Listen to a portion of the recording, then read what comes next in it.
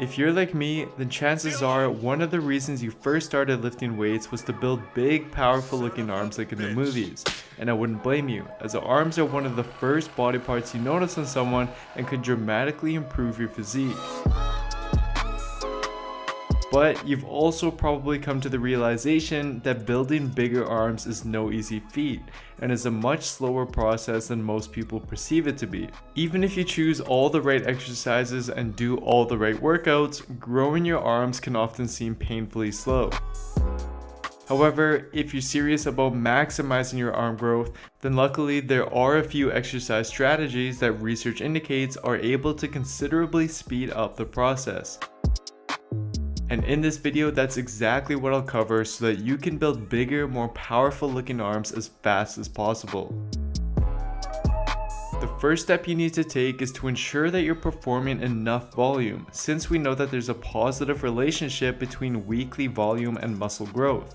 So if you haven't been seeing the results you've been hoping for in terms of your arm growth, then increasing the amount of weekly sets you dedicate to your arm training would likely be the solution.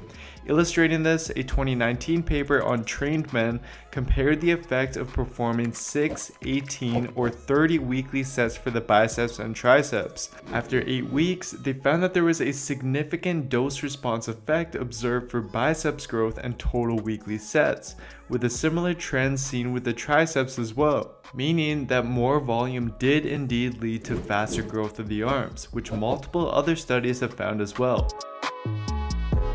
Now this doesn't mean that you should ramp up your volume to do as many sets as possible every week, but it does mean that gradually increasing your weekly volume for the arms can speed up growth.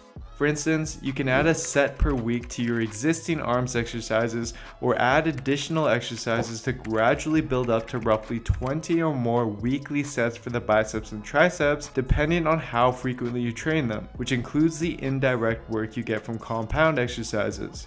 Then, once your progress stagnates, reduce your volume back to what you were initially doing in order to mitigate fatigue and resensitize your muscle for further growth when you repeat the process.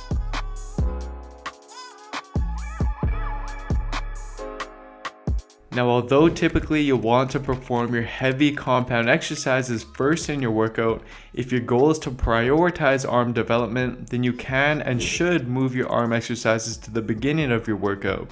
This is because multiple studies have found a trend where lifters get better gains for exercises that are done early in a session. For instance, a 2010 paper from the Journal of Strength and Conditioning Research compared the effects of performing compound exercises before arm isolation exercises versus doing the arm isolation exercises before the compound exercises in a workout.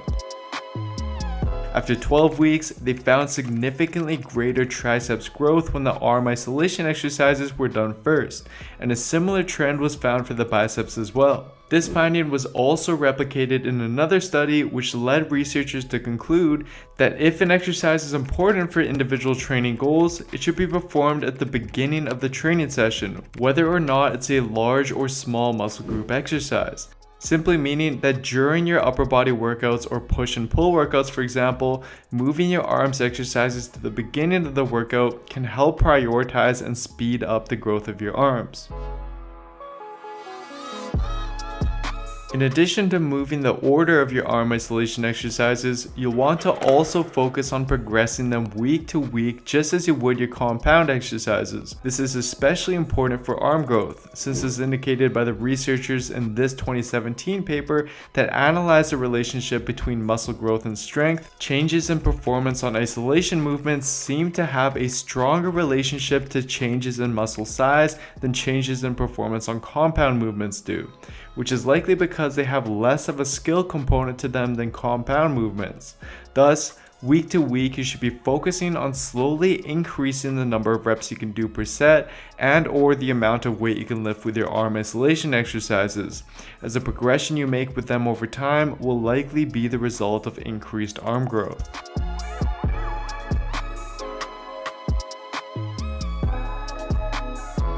Now, in order to best implement the previous tip and see the best results, it's vital that you avoid frequently changing up your designated arm isolation exercises. The idea that you have to confuse or shock your muscles into growth by subjecting them to new stimuli and new exercises every single week just isn't a very good approach and has very little validity to it. The key to building muscle isn't merely changing the types of stimuli every week, but increasing it by forcing them to do a little more week after week. So instead, you want to pick the right set of arm isolation exercises, which I show how to do in some of my previous arm videos, and then stick to those same exercises week after week with a focus on getting stronger with them as previously discussed.